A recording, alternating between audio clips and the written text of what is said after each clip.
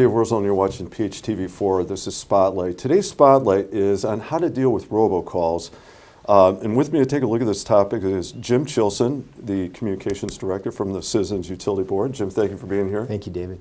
You know, this one, unfortunately for me, like personally, I feel like this has become a problem that I need to do something about. You know, at one point I could ignore an occasional call.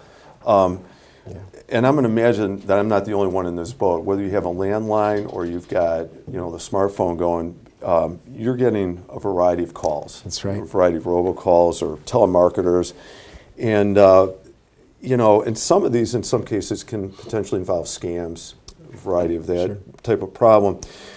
So I'm hoping you're here, that you can help us deal with, you know, how do we manage this stuff so we avoid falling into some of these scams? And also, is there a way to manage the robocalls coming in? Right. You know, and even before we do that, part of me feels like, are robocalls legal? I mean, is this? To me, it feels wrong. I guess I'll put it that way. Can you kind of distinguish like what's legal, what's not, and where robocalls fall into this? Right. So robocall is a pre-recorded message that's it's through a computer-generated dialer. So that's one. What makes this issue difficult is that scam artists are constantly, you know, trying to stay ahead of regulators and police. You know, and the technology can be difficult to keep a handle on. But we've, UMail, which is an anti-robocall service, they estimate that about 25% of calls are scams. Another, yeah, I know, another 30% are telemarketers. So, you know, over half are either trying to sell you something or they're actual scams trying to steal. Steal. Now, a robocall is illegal if somebody tries to call you up and sell you something without your written permission. It's illegal. They're not allowed to do that. They're not allowed to do that without written permission. It's kind of like soliciting door to door. Is it approved? Are they licensed to do that or not? I suppose. Or, I mean, parallel, not exactly the same. Yeah, but it's very similar. And now there are good robocalls. You know, the other day, unfortunately, my daughter's high school went on lockdown. Right. I got a robocall saying, "Here's the situation. Your child is safe. Right. We're dealing with this." I get robocalls from my pharmacy that tell me that prescription's ready. I want those types of robocalls. But there's a lot of robocalls that are scams. So I'm going to now I'm kind of jumping a little bit because I want to come back to this. But I'm thinking about like in the case where you get the emergency alert of some kind. When that comes up on your phone, is that identified as like the school district or the city or the business? You know what I mean? Yeah. As compared to like a lot of times they'll come up restricted, unavailable. You know. That's right. Whatever. That's right. So on my first of all, we have both a landline and smartphones. So the landline, we just let those calls, robocalls, go to voicemail, or go to the answering machine, which is a great way to weed out the bad calls. Because if it's a bad robocaller, they're not going to leave a message. Right. If it's a good robocaller, like my pharmacy or my kid's school, they're going to leave a message. The phone doesn't alert me that it's a good robocall. But here's the good thing: is that the Trace Act passed in Congress in 2019 with all of the problems we're having in Washington right now. They did get together and sign the Trace Act, which created this stir-shaken technology. And you'll see this all the time. It'll come over and it'll say scam likely or you know, bad robocall. I'll get a message that will warn me this is a scam or it's a telemarketer, which is great. So it'll tell me if there's a bad call, and I'll just let that go. Again, I'll just let it ring and go to voicemail, and that's really great.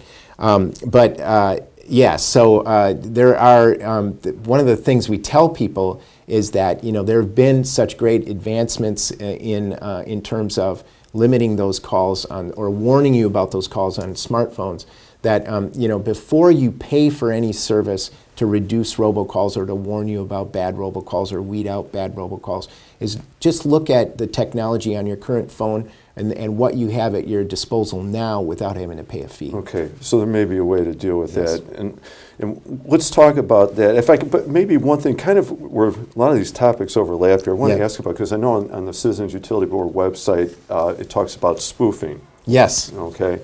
And that, I think, refers to a lot of different types of scams that are out there. Can you give us a sample of what some of those are? Sure, and I'll say that at citizensutilityboard.org, we do have a free robocalls guide, which has been extremely popular to people. But we talk about spoofing.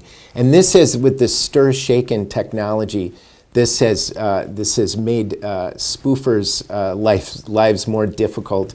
So spoofing is basically when you get a call and they use the prefix or a similar prefix or the area code. So it seems like it's a local call, maybe from your kid's school, maybe might from be somebody you know. Exactly, and so you might be more likely to pick up. They're trying to get you to pick up, and that's the one thing we tell people is, do not engage. Do not engage. Don't, if it's a suspicious call, don't pick up, let it go to your answering machine, let it go to voicemail.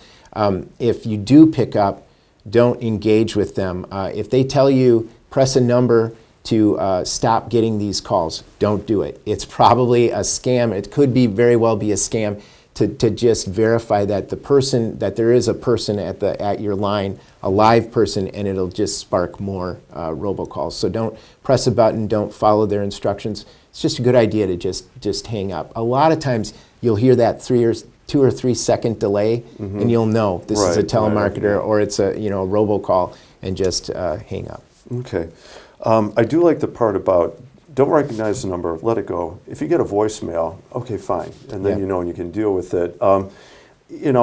And then I know on your website it talked about some of these scams, like people or falsely representing, I'm guessing, like the IRS or health insurance or one of the power utility companies. Yep.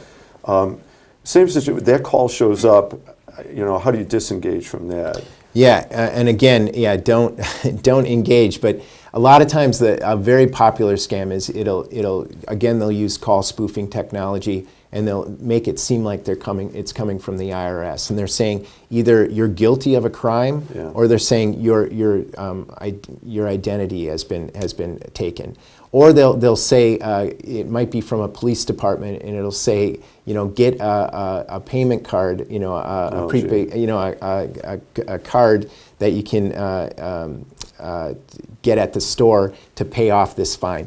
Law enforcement will never do that. IRS won't reach out to you that way. Just if you're ever in doubt about anything that's trying to sound official and trying to get you to take urgent action, hang up and find the number for that agency yourself and give them a call and say, is there something going on with my account?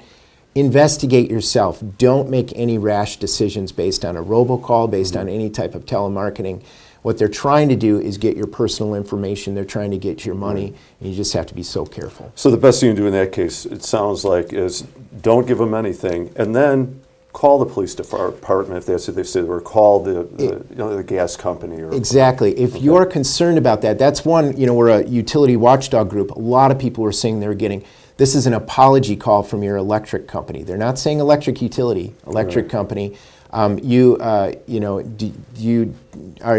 signed up for this this discount or something like that, promising a 15% discount? They send you to an alternative supplier, and often the rate that you sign up for is much higher. So again, just be very careful about getting any type of computer-generated call, any type of robocall, any type of telemarketing call that's asking you for personal information or is trying to get you to sign up for a deal. Okay. So I think that, it's really good. It sounds like there's a way to manage that, that you can handle that yourselves. You mentioned earlier, I want to come back to that now, about some of the features that might be on your phone. That's right. And as compared to like buying or subscribing to a service. On your website, you mentioned the Do Not Disturb feature. Can you talk about that a little bit? And what are some of the other features that might help us manage these types of calls? Thank you for bringing that up. So you do have the ability to, again, a lot of these services now with cell phones in particular are because of federal legislation, are being offered for free. There's always a premium service you can get for a small monthly fee, but a lot of times the service that you get through the free service is good enough protection. But you can block individual calls. You can do that. Of course, if you're getting a lot of, we got about 4 billion robocalls in February. Consumers were hit with. Oh my you know, gosh, yeah, 4 billion. I mean, it's just unbelievable. So to block every one of those would be really difficult. Right. What we tell people is, what you brought up, is there's usually a do not disturb feature where any people not on your calling list, any people not part of your contacts, will go, any call will go directly to voicemail. Now, there's a downside to that. I've been burned by it. You don't get alerted that it's gone to Right, voicemail.